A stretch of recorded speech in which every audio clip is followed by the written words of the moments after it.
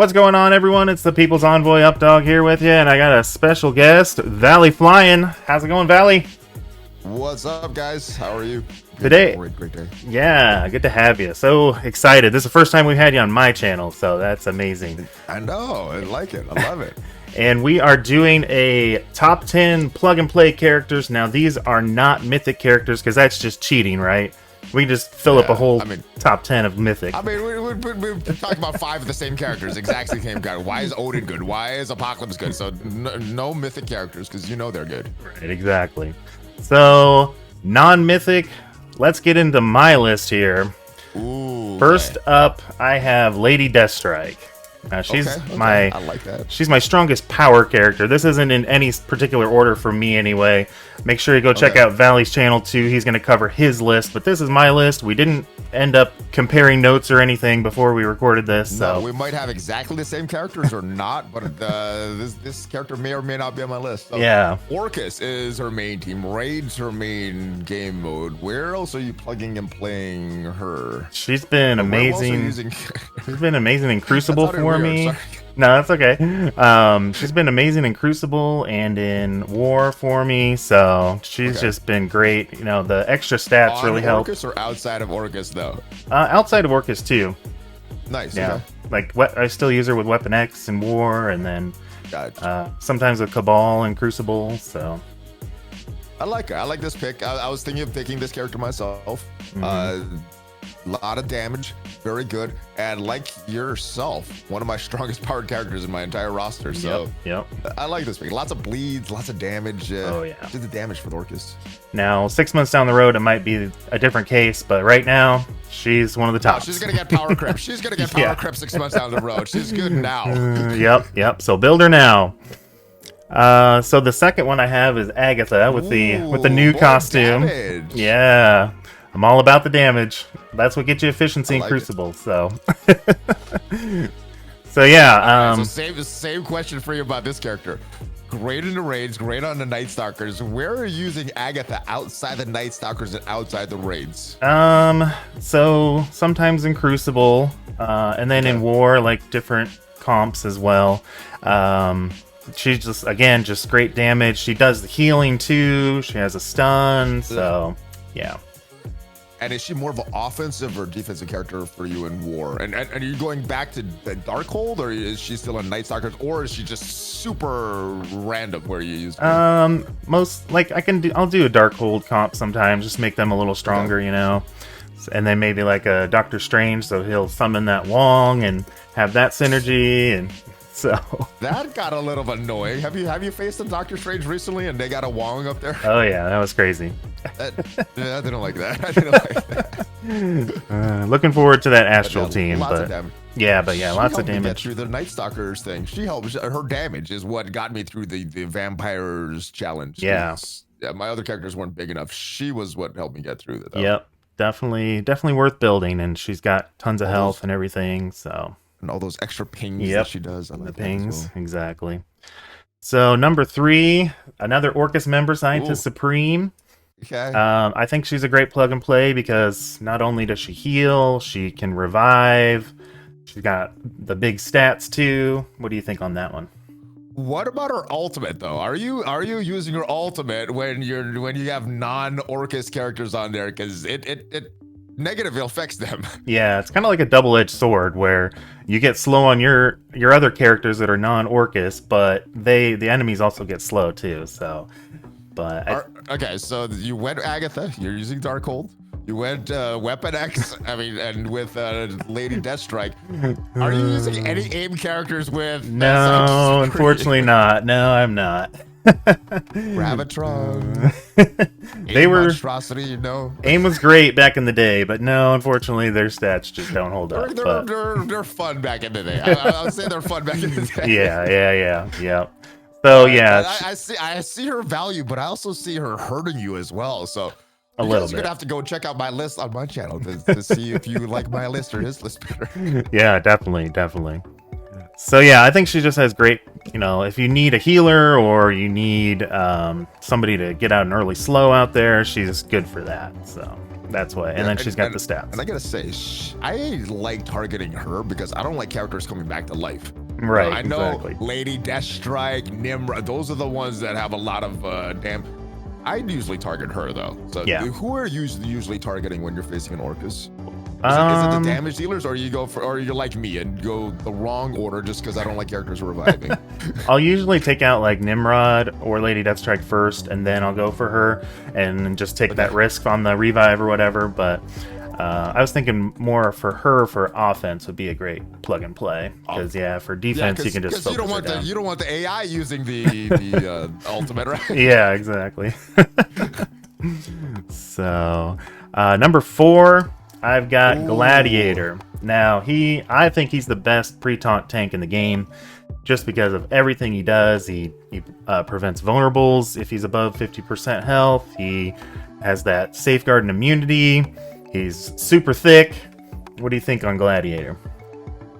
Yeah, not much to say other than what you already said. I think he's also the best pre-taunt tank in the game. Yep. I hate facing enemy gladiators because they're so big and they're hard to get through, and their taunts last a long time. Their safeguards, I don't like facing gladiators, and for some reason, mine's is not as strong as my enemies all the time, or maybe that's just how it feels. But yeah, Gladiator's great. Yeah, best pre-taunt tank. One of the pre-taunt tanks is always going to be in this plug and play list, and yep, I think he is the best right now. Oh yeah, definitely. So yeah, not much more else to say than that, but he's still great. The number 5. This is kind of spicy. This is not what I would think you would pick here. So okay. yeah, I get his ultimate. I like his ultimate. Yep. He went from worst to first, I think, or not maybe first, but worst to the top. In your top 10 plug and play non-mythic. Yeah. Wait, he's a mythic. You gotta oh my gosh! I forgot. Oh no! You're right. He's been so bad for so long, I forgot. Oh no! This is a disaster. Let's see. All right. No, we'll figure it out. Go to your next one. Go to your next characters, and then we'll come back to this last one. Yeah. Okay. That's why I was super surprised. There we go. Thanos is good. Yeah, Thanos is good. Is great. Yes, his passive is great, and then he has the ult too that will remove 2 stacks of buffs, it's even safeguard. So that's why I have him on here. He can remove that safeguard. Even does it with his passive too. So super dangerous character if you go into him on defense, and super great on offense too. Yeah, I feel the same way about him as Gladiator. I hate facing endgame Thanos, and it is that passive / ultimate that he does, pretty much removing safeguard, and kind of like the way the devs did that. They didn't break their own rules. Like safeguard can't remove, right? We're just gonna make it take more turns and expire. So I like the creative way that they found to get that safeguard off.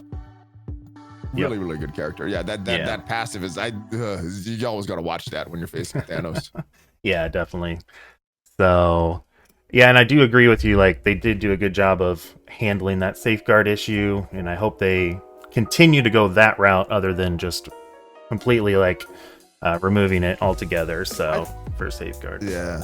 Well, I think that they've shown that they're going to do something creative. They're not going to go back and break their own rules. I mean, they don't even like to nerf characters, even if it's in the best interest of the game. So they've shown that. So I don't think if they make a weird effect that's going to break it. And I think Endgame Thanos is the proof of that. So this is a good character for a bunch of reasons, not just from the gameplay, but from what the devs are going to do future with kits and things like that. Right, exactly. All right, so next up is Black Knight in his golden glory. Okay. I think he's still. You get the gold one. I think he's still a great, pre-taunt tank as well. Not quite as good as Gladiator these days, but he's still going to be super powerful ally to have on your side. So, with everything that he does. Those charges are annoying, dude. Yeah. I don't like facing a Black Knight with the charges. Yeah, we had. It's like the Gladiator, right? It's like my charges always go off so fast. I'm like, oh, they're done already. Whereas the enemies, they just have endless charges and no charges and charges. It's like, Yep. The grass is always greener, I guess. But I agree with Black Knight. Black Knight's a great character. Yeah. It's annoying on defense. Yeah, I mean they had to make a legendary just counter him hard. So I mean, he's got to be a good character if they have to make a legendary to counter him. So yeah. And I mean, even Mephisto sort of counters him, and there's a lot of that True. sort of countered. And then the whole Annihilator team, Gore is kind of a card counter to him as well. So this is, yeah. Yeah, he's so good that he's the entire Out of Time team. Out of Time is horrible without him. Yeah, and you can't see it, but I put 3 diamonds on him. I think 2 for sure is what you want to do with him if you have the the resources, but 3 is just amazing. So yeah. Next I up, don't have it there yet. Next up, I got Nightcrawler. I think he's still relevant because of his expose mechanic. We're seeing a lot of characters with expose now, so he can, mix match with them. He gives that speed bar to not only the X-Men characters, but the highest damage character. So that, speed is always crucial in this game. So, and then he goes really fast. So, I don't know. I think he's a great character still. I agree with you. I mean, you look at the Extreme X-Men, a few of the raid teams, there's one standout character. Nightcrawler is a standout character for the Extreme X-Men. Yep. That early stun that you talked about, that ultimate, that is so debilitating when it's done against you, and it is so good when you do it against the enemies. It's great. Yep. This is a great character. He's still very, very relevant, and not just in Extreme X-Men. I agree. He's got a lot of plug and play value still. Correct. Yep, I think so too. And then I think this is the last one, Kang. Good old Golden Kang. Let me see here. Yeah, we might have to. We'll talk about Ultimus here. Okay. But Kang, I think he's still great. He gives that on offense anyway. He gives that speed bar, that extra speed bar to your whole team. He's still got pretty good damage, so I think he's still a great plug and play character. I agree. That passive, he's going to be relevant for a while. Changing speed bar, affecting mirror matches. I mean, just with the passive, even if like his damage gets, power crept, just that passive being there, he's gonna be relevant to make other future teams get in front of other future teams. So just with that, he's gonna be relevant. And right now, his damage is relevant. His damage is really good. His ultimate is really good. His basic, his special is really good. His whole kit is really, really good. He's supposed to be the main bad guy for the MCU, and then Jonathan Majors did his thing. So he's kind of a good character in Marvel Strike Force right now, and not what I think they were expecting. Yeah, like a year or 2 from now, you know how we use Cable right now to use that speed bar? Well, Cable, unless he gets reworked, Cable's just gonna go away, and Kang is who we're gonna be using instead of Cable. So that's my thoughts on what's going to happen in the future anyway. So why not both? Could be both. Make this team super, super fast. Yep, true. Okay, and then Old Man Logan, of course, is kind of a no-brainer, right? He's amazing. He doesn't have the mythic tag. Yep, doesn't have the mythic tag. That doesn't have the mythic tag. He's my only legendary on the list, so. But he's a really good legendary. He's the only legendary that deserves to be on the list. Yeah. Yep, me too. So, he's got that revive chance. He's got the ult that puts out the ability block on the highest damage character. He's just insane. Yeah, and if you hit him, he gets turn meter. So Dark Dimension 7, going through that, and most of the damage, most of the enemies were killed after the other 4 were dead. Yeah. And then Old Man Logan wiped out wave after wave after wave because they only could hit him. He's the one that's going to take the turns. So yeah, he's great. He's super annoying if you're facing him, and one of the biggest threats. And he's going to carry a lot of teams. He carries a lot of teams right now in this one war. I like this pick. Yep, definitely. And hopefully we'll be getting diamonds on him in the store, maybe, hopefully in the next month. I don't know. It's been a while since he had his leaderboard event, so I'm looking forward to putting some diamonds on him. So I think it's about time for diamonds. Yeah. That's it for my list. You want to go talk about Ultimus real quick? Yeah, we can talk about Ultimus.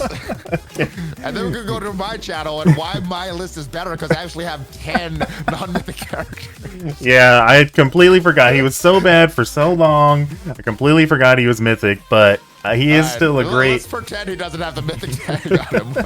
Why do you like Ultimus? He's still a great plug and play because, if there is a taunter on the enemy side, or actually if you have him on defense too, and you forget that you bring a taunter, then he just deletes people. And then his special will copy all the positive effects, and it's super strong attack as well. I think it's piercing damage. And then his basic too puts an ability block on people, so it's like, how could you not bring him? Yeah, I think he makes a list not for the other stuff. It's for that ultimate, though. Yeah, the ultimate for is... removing taunters, deleting rogue, deleting maybe a gladiator, just deleting the taunters. You know, definitely like a Luke Cage or something like that. Anyone that has a lot of positive effects, he's gonna take them out. Yeah, so that's really why he's on this list, I'm assuming. Yep, exactly. And he does some good stuff as well with his other parts of his kit, but yeah. And he's got the new stats. He can survive a long time. So yeah, that's why he's here on this list. But well, make sure to go check he's out. One of the most expensive characters to upgrade. He is, yes, he is. That is a little unfortunate, but at least he uses a unique that doesn't get used very often. I guess that's one little positive part of it. The Uru. True.